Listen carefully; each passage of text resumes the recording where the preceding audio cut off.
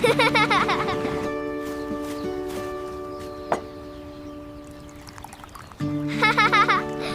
家好啊！黃老師咧今日教大家咧整一個關於露營嘅手工喎。我哋咧有一架喐得嘅車啦，我仲預備咗一個場景啦。咁咧首先咧我就會將呢個貼紙咧，即係有個司機啦，同埋有個公仔啦，咁啊貼落架喐得架車度先。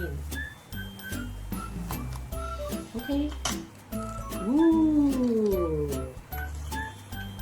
OK， 然之後咧，我就預備咗一個煮食爐啦。咁咧，我就貼啲貼紙上去呢個位置啦。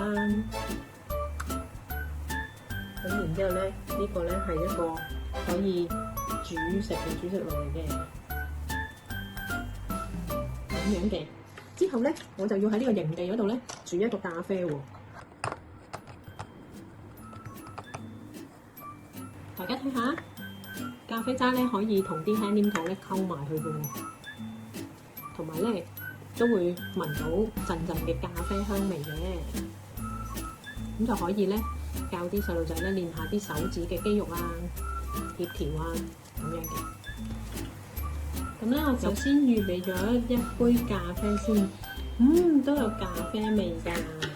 然之後咧，用白色嘅黏土咧搓成一個條形喎。跟住咧，我就會將杯咖啡咧加啲忌廉落去啦。哇，搞掂啦！